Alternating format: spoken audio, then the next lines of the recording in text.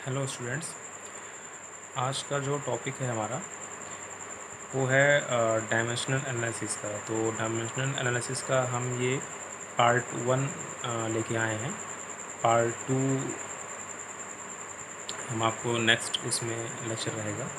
तो पार्ट 1 में आज हम बात करेंगे कि डायमेंशन ऑफ फिजिकल क्वांटिटी क्या होती है, डायमेंशनल फार्मूला क्या होता है, डायमेंशनल इक्वेशन क्या होती है, कुछ फॉर्मूलेज पढ़ेंगे, डायमेंशन कैसे निकाला जाता है वो पढ़ेंगे, और टाइप्स ऑफ क्वांटिटीज़ पढ़ेंगे। ठीक है, तो कुछ चीज़ों की आज हम इसमें स्टडी करेंगे। तो first of all, dimension of a physical quantity. तो डायमेंशन ऑफ फिज़िकल क्वांटिटी क्या होती है? तो जैसे कि मैंने आपको इससे पहले लेक्चर्स में बताया था कि हमारे पास दो तरह की क्वांटिटी होती है। एक आपकी होती है फंडामेंटल क्वांटिटी, एक आपकी होती है डिराइव्ड क्वांटिटी। ठीक है, तो फंडामेंटल क्वांटिटी कहते हैं या उसको जो है बेस क्वांटिटी के नाम से भी जानते हैं। तो फंडामेंटल क्वांटिटीज़ कौन कौन सी होती हैं? जैसे हमारे पास लेंथ है, मास है, टाइम है, ठीक है, टेम्परेचर है, करंट है, ये सब आपकी जो है फंडामेंटल क्वांटिटीज़ आती हैं। ठीक है, तो dimension of a physical quantity का मतलब ये होता है यहाँ पे कि हम लोग जो डिराइव्ड को जो क्वांटिटीज़ होती हैं, जैसे वेलोसिटी है, फोर्स है, एक्सेलरेशन है, ये सब डिराइव्ड क्वांटिटीज़ होती हैं। डिराइव्ड क्वांटिटीज़ क्या होती हैं? जो क्वांटिटीज़ हमारी फंडामेंटल क्वांटिटीज़ से मिलाकर बनी हुई होती हैं, उनको बोलते हैं डिराइव्ड क्वांटिटीज़। तो डिराइव्ड क्वांटिटीज़ को जब हम फंडामेंटल के टर्म्स में और कुछ पावर रेस करके जब लिखते हैं उसकी, तो वहाँ पे हम उसको डायमेंशन ऑफ फिजिकल क्वांटिटी बोलते हैं। जैसे मैं आपको एग्जांपल देके समझाता हूँ।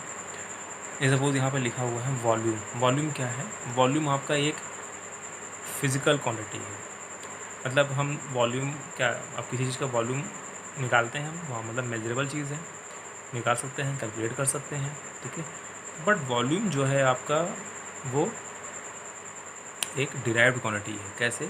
कि वॉल्यूम आपका किससे बना हुआ है, मतलब फॉर्मूला किससे बना होता है? Length into breadth into height से बना हुआ है। ठीक है, तो लेंथ क्या हो गई? आपकी लेंथ जो है वो आपकी क्या है? बेस क्वांटिटी है, फंडामेंटल क्वांटिटी है। ठीक है, ब्रेथ क्या है? आपकी वही फंडामेंटल क्वांटिटी, क्योंकि ब्रेथ भी तो एक टाइप की लेंथ ही होती है, और हाइट भी एक टाइप की लेंथ ही होती है। एक टाइप की लेंथ का मतलब कि इन तीनों की यूनिट जो है जो मीटर होती है। ठीक है, तो इसलिए हम कह सकते हैं कि जिस भी चीज़ की यूनिट मीटर होगी उसको हम यहाँ पे लेंथ में काउंट करेंगे। ठीक है, तो यहाँ पे लेंथ हो, चाहे ब्रेथ हो, चाहे हाइट हो, हम तीनों को यहाँ पे लेंथ में ही वो काउंट होंगी। सो यहाँ पे लेंथ को भी हमने एल लिखा है, ब्रेथ को भी हमने एल लिखा है, और हाइट को भी हमने एल लिखा है, और एल को हमने कुछ ब्रैकेट में इस तरह से बना के लिखा, अब कैपिटल में लिखा हुआ है। ये लिखने का तरीका है। ठीक है, ये आपको यहीं पे सीखना है चीज़ें। हाइट को भी हमने एल में लिखा है, तो ये एल का एल यहाँ पर रिप्रेजेंट कर रहा है लेंथ को, और लेंथ आपकी एक फंडामेंटल क्वांटिटी होती है या बेस क्वांटिटी होती है। ठीक है, इन तीनों को यहाँ, अब देखो तीनों यहाँ मल्टीप्लाई में थे, तो इन तीनों को मल्टीप्लाई करेंगे, तो यहाँ पे क्या आ गया? L to the power 3, L cube हो गया ना, L into L into L, L cube हो गया। तो यहाँ पे ये वॉल्यूम को हमने क्या कर दिया? एल क्यूब बना दिया। तो हम लोग कह सकते हैं कि so we can say that volume have 3 dimension in length. Volume के पास 3 डायमेंशन है लेंथ में। ठीक है, तो 3 डायमेंशनल है लेंथ में वॉल्यूम आपका। तो हमने कैसे लिखा इसको कि वॉल्यूम आपका, अब देखो यहाँ पे वॉल्यूम आपका एक डिराइव्ड क्वांटिटी है, लेंथ आपकी एक फंडामेंटल क्वांटिटी है, और फंडामेंटल क्वांटिटी के ऊपर पावर रेज्ड है। ठीक है, बस इसी जो जो तरीका होता है लिखने का, यही आपका होता है डायमेंशन ऑफ फिजिकल क्वांटिटी। तो इस फिजिकल क्वांटिटी जो वॉल्यूम है, इस फिजिकल क्वांटिटी का डायमेंशन क्या हो गया? 3 हो गया ना यहाँ पे, ये चीज़ है। तो वही फॉर्मूला यहाँ पे डेफिनेशन में लिखा हुआ है, the dimension of a physical quantity is defined as the powers to which the fundamental quantity are raised. Powers, this is power to which fundamental quantity length fundamental quantity raised in order to represent that quantity, in order to represent that quantity, that quantity कौन सी? Volume. Volume is that quantity which we want to represent। Clear है? Okay, so ये होता है dimension of physical quantity. ऐसे आप volume है, force है, एक्सेलरेशन है, वेलोसिटी है, कुछ भी निकाल सकते हो। अभी हम निकाल के आपको दिखाते हैं। अब है हमारे पास dimensional formula and dimensional equation. तो डायमेंशनल फार्मूला या डायमेंशनल इक्वेशन क्या होती है? तो expression which show how and which the expression which shows how and which of the base quantity represent a physical quantity. ठीक है, तो ये एक जो डायमेंशनल फार्मूला या इक्वेशन होती हैं, ये एक टाइप का एक्सप्रेशन होता है। ठीक है,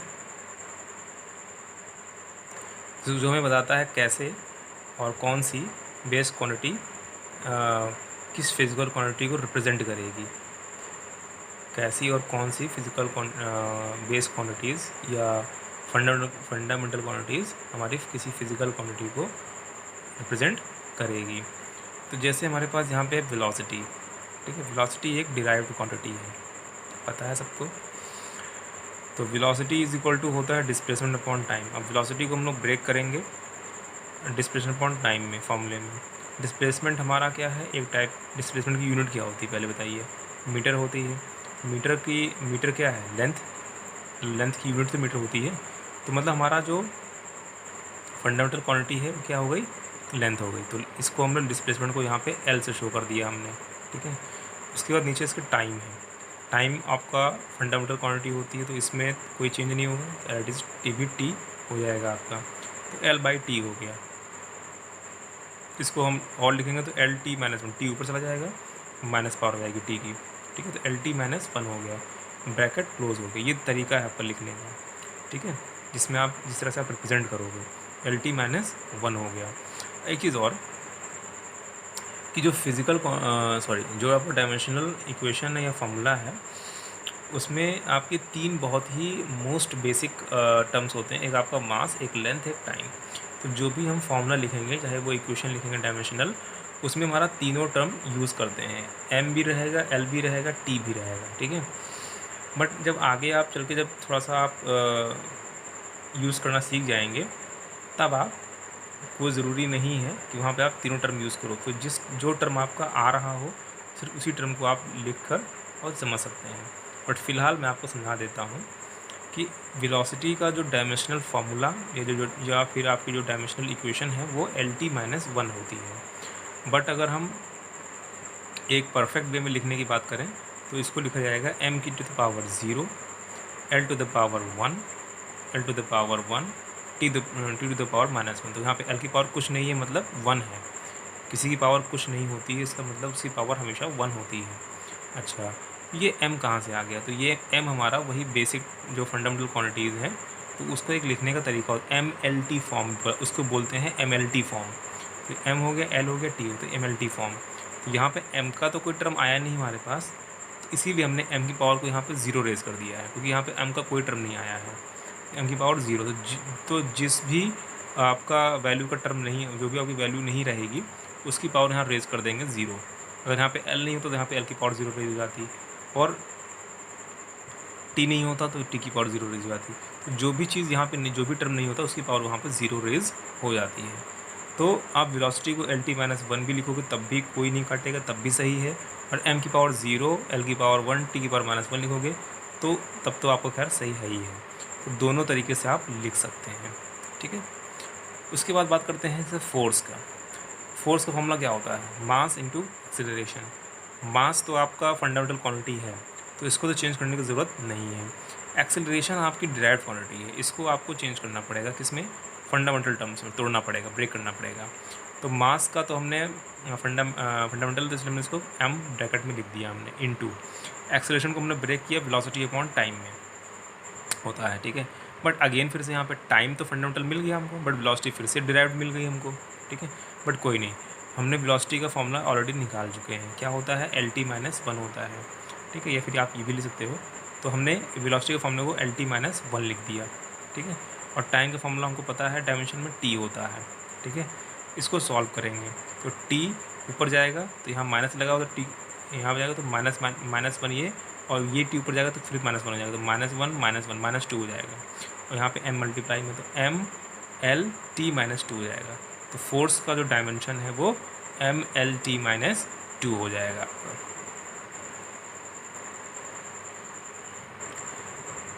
फिर उसके बाद जो है वर्क है हमारे पास। वर्क का फॉर्मूला होता है फोर्स इंटू डिस्प्लेसमेंट पढ़े हैं, ठीक है, फोर्स इंटू डिस्प्लेसमेंट पढ़ा हुआ है।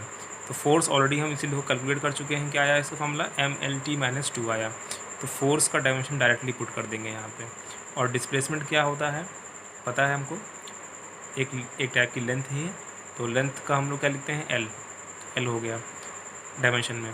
तो इसको फिर सॉल्व करेंगे तो यहाँ पे भी एल है, यहाँ पे भी एल है, तो एल स्क्वायर हो जाएगा। तो और एम का तो ML² T-2। तो वर्क का फॉर्मूला हो गया, डायमेंशन फॉर्मूला ML2T-2 हो गया, ठीक है। तो अब कहने का मतलब ये है कि आपको जितना आपको डायमेंशन फॉर्मूला जितनी क्वांटिटीज़ का याद रहेगा उतना आपके लिए बेनिफिशियल है। अब जैसे फोर्स का याद, अब अगर आपका फोर्स का याद नहीं होता तो क्या करना पड़ता, फिर फोर्स का फिर पहले ब्रेक करते मास इनटू एक्सेलरेशन में, फिर एक्सेलरेशन का भी याद नहीं होता तो फिर उसको वेलोसिटी अपॉन टाइम में ब्रेक करते, वेलोसिटी का भी याद नहीं होता तो फिर आपको डिस्प्लेसमेंट अपॉन टाइम में ब्रेक करते हैं। तो इस तरह से आप बहुत ज़्यादा लेंथी आता है। तो जितना आप फॉर्मूले को याद रखेंगे डायमेंशनल, उतना आपके लिए हर एक फिजिकल क्वांटिटी का डायमेंशनल इक्वेशन या फॉर्मूला लिखना आपके लिए बहुत ईजी हो जाएगा और आगे चल के क्वेश्चन को सॉल्व करना ही बहुत ईजी हो जाएगा। तो कोशिश करिए कि मैक्सिमम से मैक्सिमम डायमेंशन फॉर्मूला को याद रखने की। फिर उसके बाद हमारे पास है काइनेटिक एनर्जी। तो काइनेटिक एनर्जी का फॉर्मूला होता है हाफ mv² होता है, ठीक है। अब यहाँ पे देखो, यहाँ पे हाफ जो टर्म है वो कांस्टेंट का डायमेंशनल नहीं होता है, किसी भी कांस्टेंट का डायमेंशन नहीं होता है, ठीक है।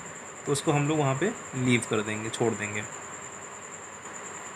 तो मास का क्या होता है, m होता है, वेलोसिटी का स्क्वायर है, वेलोसिटी का हमने ऑलरेडी निकाल चुके हैं, क्या था LT-1 था, तो LT-1 रख देंगे और इसका स्क्वायर लगा तो इसका स्क्वायर कर देंगे। फिर सॉल्व करेंगे तो इसका स्क्वायर लगा तो L का स्क्वायर, अब वो स्क्वायर अंदर आएगा तो L का स्क्वायर हो जाएगा और T-1 का भी स्क्वायर हो जाएगा, तो हो जाएगा L² T-2।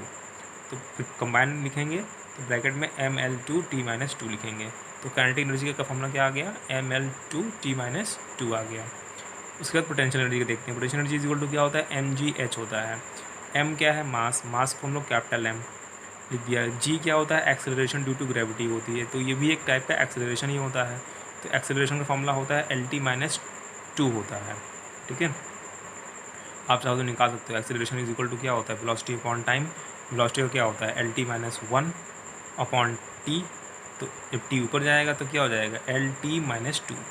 तो एक्सेलरेशन को आता है LT-2। तो g का जो हो गया वो LT-2 हो गया। h क्या है, हाइट का मतलब लेंथ होता है, तो इसको हम लोग l के फॉर्म में लिखेंगे, l हो गया। फिर इसको कंबाइंड में मल्टीप्लाई कर देंगे। ML 2 है यहाँ पे, तो L² T-2, तो ML² T-2। तो ये हो गया हमारे पास पोटेंशियल एनर्जी का फॉर्मूला।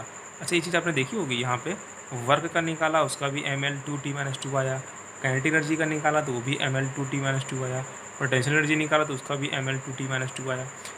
इसका मतलब ये हो गया कि वर्क या कोई भी एनर्जी वो सबका, क्योंकि वर्क की भी यूनिट क्या होती है, जूल, काइनेटिक एनर्जी की भी यूनिट जूल, पोटेंशियल एनर्जी की वैल्यू भी जूल। तो जिस भी फिजिकल क्वांटिटी की यूनिट जूल होगी उसका डायमेंशन सेम होगा। पहला चीज़ तो ये कॉन्सेप्ट याद रखिए, जिस भी फिजिकल क्वांटिटी का यूनिट सेम होगी उसका डायमेंशनल फॉर्मूला सेम होगा यहाँ पे। तो वर्क का भी वही निकल गया, काइनेटिक एनर्जी का भी वही निकल गया, पोटेंशियल एनर्जी का भी वही निकल गया, हमने यहाँ पे देखा। फिर आते हैं पावर पे। तो पावर फॉर्मूला क्या होता है, वर्क अपॉन टाइम होता है। वर्क का हम ऑलरेडी निकाल चुके हैं, ML2T-2 होता है यहाँ से, ठीक है। तो वर्क का हमने डायमेंशनल यहाँ पे ऊपर लिख दिया, ML2T-2। टाइम का T होता है, सॉल्व किया, T ऊपर जाएगा तो -1 हो जाएगा, तो -2 -1 -3 ML2T-3। तो पावर का डायमेंशन हो गया ML2T-3 हो गया।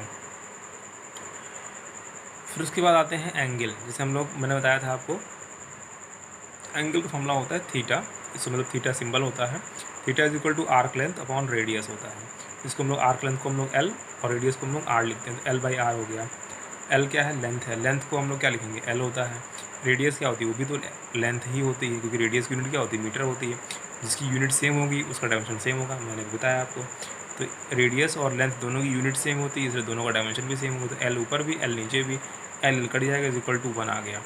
मतलब कि एंगल का कोई डायमेंशन नहीं होता है, ठीक है। तो इसको डायमेंशन अगर नहीं होता तो कैसे लिखेंगे इसको, m की पावर 0, l की पावर 0, t की पावर 0। क्यों? क्योंकि यहाँ पे ना l की कोई पावर बची है, ना यहाँ पे कोई m की कोई पावर है, ना यहाँ पे कोई t की पावर है, इसलिए तीनों की पावर 0 हो गई। या आप ये हो गया डायमेंशन में लिखने का तरीका। अब वैसे आप चाहो तो लिख सकते हो कि theta angle has no dimension, तो 1 इज इक्वल टू 1 भी लिख सकते हैं आप वहाँ पे, ठीक है। फिर उसके बाद है फ्रीक्वेंसी। फ्रीक्वेंसी का होता है 1 अपॉन टाइम पीरियड, तो इज इक्वल टू 1, और टाइम पीरियड क्या होता है t, तो t की पावर -1 हो गई। अब चाहो तो आप t की पावर -1 लिख सकते हो फ्रीक्वेंसी को सिर्फ, या फिर अगर आप बहुत अच्छे वेल फॉर्मेट में लिखना चाहते हैं तो m की पावर 0, l की पावर 0 और t की पावर -1 लिख सकते हैं, ठीक है। फिर हमारे पास है टाइप्स ऑफ क्वांटिटी, ठीक है। तो 4 टाइप्स ऑफ क्वांटिटीज़ हैं। पहली आपकी है डायमेंशनल कांस्टेंट। डायमेंशनल कांस्टेंट क्या होते हैं? क्वांटिटीज़ कौन सी होती हैं? क्वांटिटीज़ दो हुज वैल्यूज़ आर कांस्टेंट, ठीक है, जिसकी वैल्यूज़ कांस्टेंट होती हैं एंड दे पॉजेस डायमेंशन, मतलब खुद की वैल्यू तो कांस्टेंट है बट फिर भी वो डायमेंशन उनका फॉर्मूला होता है। जैसे वेलोसिटी ऑफ लाइट है, वेलोसिटी ऑफ लाइट का सिंबल क्या होता है? c होता है, तो उसका फॉर्मूला क्या होता है? 3 × 10⁸ होता है। तो c की वैल्यू क्या है? फिक्स है, कांस्टेंट वैल्यू है, कांस्टेंट है पर उसका डायमेंशन भी है। देखो क्यों? क्योंकि c का मतलब क्या होता है? स्पीड ऑफ लाइट, और स्पीड का मतलब क्या होगा? स्पीड बोलो, वेलोसिटी बोलो, बात तो एक ही है। तो वेलोसिटी का डायमेंशन क्या होता है? LT-1 डायमेंशन है। मतलब कि कुछ ऐसी क्वांटिटीज़ जिनकी वैल्यू कांस्टेंट होती है, कुछ ना कुछ वैल्यू होती है बट उनका डायमेंशन होता है। तो ऐसे हमारा वेलोसिटी ऑफ लाइट हो गया, ऐसे हमारा प्लैंक्स कांस्टेंट एक होता है। आगे आगे पढ़ेंगे इसके बारे में भी। इसको हम लोग h से रिप्रेजेंट करते हैं, स्मॉल h से। और यूनिवर्सल गैस कांस्टेंट है, इसका 8.31 कुछ वैल्यू होती है, वो भी फिक्स होती है बट उसका भी डायमेंशन फॉर्मूला निकाल सकते हैं, ये होता है मतलब। ऐसे आपको यूनिवर्सल ग्रेविटेशनल कांस्टेंट होता है, जिसको आप क्लास 9 में पढ़ चुके हैं। कैपिटल G की जो वैल्यू होती है 6.67 × 10⁻11, ठीक है। तो उसका भी देखो फिक्स वैल्यू होती है बट उसका भी डायमेंशन फॉर्मूला होता है। तो ऐसे चीज़ों को बोलते हैं डायमेंशनल कांस्टेंट बोलते हैं, ऐसे क्वांटिटीज़ को डायमेंशनल कांस्टेंट बोलते हैं। फिर आता है डायमेंशनल वेरिएबल्स, ठीक है। तो ऐसी क्वांटिटीज़ जिनकी वैल्यू वेरिएबल होती है, मतलब वैल्यू भी चेंज हो जाएगी और उनका डायमेंशन भी होगा। जैसे एरिया है, एरिया को कुछ भी, अब एरिया कोई फिक्स थोड़ी किसी का होता है, आप जिसका चाहो उसका एरिया निकाल सकते हो, उसकी कोई फिक्स वैल्यू नहीं है। और एरिया का हमारे पास डायमेंशन भी होता है। एरिया मतलब क्या होता है? लेंथ इंटू ब्रेथ, तो L इंटू एल हो गया, क्योंकि लेंथ को भी L लिखेंगे, ब्रेथ को भी L लिखेंगे। L इंटू एल मतलब L², तो एरिया का डायमेंशन हो गया L²। तो मतलब कि ऐसी वैल्यूज़ या ऐसी क्वांटिटीज़ जिनकी जो वैल्यूज़ वेरिएबल हों, मतलब कहीं भी चेंज हो सकती हैं और उनका डायमेंशन भी हो। फिर डेंसिटी है, डेंसिटी आपकी अलग अलग हर चीज़ की डेंसिटी होती है, कोई फिक्स किसी चीज़ की डेंसिटी नहीं है यहाँ पे, ठीक है। यूनिवर्सल कोई डेंसिटी नहीं है कि हाँ यूनिवर्सल कांस्टेंट ग्रेविटी, जैसे हमारे पास स्पीड ऑफ लाइट थी वो हर जगह वही होती है, तो डेंसिटी आपकी वेरी कर जाती है।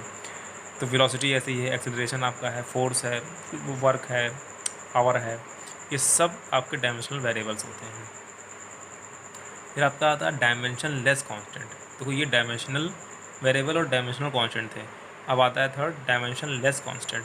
ऐसे कांस्टेंट जो डायमेंशन लेस मतलब हो कांस्टेंट, और मतलब कांस्टेंट भी हो और डायमेंशन लेस भी हो, मतलब कि उनका कोई डायमेंशन भी ना हो। जैसे हमारे पास प्योर नंबर्स हो गए 1 2 3 4, ये कांस्टेंट भी होते हैं और उनका कोई डायमेंशन भी नहीं होता है।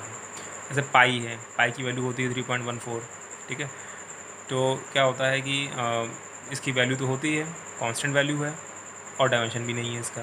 ई मैंने बताया था आपको जब मैंने आपको लॉग पढ़ाया था, ठीक है। तो ई की वैल्यू होती है 2.71 होती है, ठीक है। तो उसकी वैल्यू होती है बट डायमेंशन नहीं होता उसका कुछ भी। फिर आपका आता है डायमेंशन लेस वेरिएबल्स आते हैं। इसमें क्या होता है? ऐसी क्वांटिटीज़ जो वेरिएबल तो होती है, मतलब उनकी वैल्यू चेंज तो होती रहती है बट फिर भी उनका कोई डायमेंशन नहीं होता। जैसे एंगल हो गया, मैंने अभी बताया था आपको, एंगल का बताया था मैंने आपको कि थीटा इज इक्वल टू क्या था? Theta is equal to L/R था। दोनों का डायमेंशन सेम हो गया, मतलब यूनिट सेम है तो कोई डायमेंशन ही नहीं था उसका, ठीक है। ऐसे आपका स्ट्रेन है, पढ़ेंगे आप, ठीक है। स्ट्रेन में मतलब होता है कि लेंथ बाई लेंथ हो जाएगी, मतलब same, change in length upon original length, like this, change in volume upon original volume, change in area upon original area. तो जब दोनों का यूनिट सेम हो जाएगी, ऊपर भी एरिया नीचे भी एरिया, ऊपर लेंथ नीचे लेंथ, तो वहाँ पे भी आपका जो इसका डायमेंशन लेस हो जाएगा। बट देखो एंगल क्या है? वो चेंज वेरिएबल चीज़ है। वेरिएबल कैसे है? देखो 0 डिग्री भी हो सकता है, 30 भी हो सकता है, 20 भी हो सकता है, 0 से लेकर 360 तक एंगल वेरी करता है, इसलिए वो वेरिएबल हो गया। जैसे स्ट्रेन की वैल्यू है वो घट बढ़ सकती है, हो सकता है चेंज इन लेंथ कम हो, ठीक है, तो हो सकता है चेंज इन एरिया कम हो, ज़्यादा हो, तो स्ट्रेन भी चेंजेबल है, तो वेरिएबल क्वांटिटी है। ऐसे स्पेसिफिक ग्रेविटी होता है, इसको भी पढ़ेंगे आगे।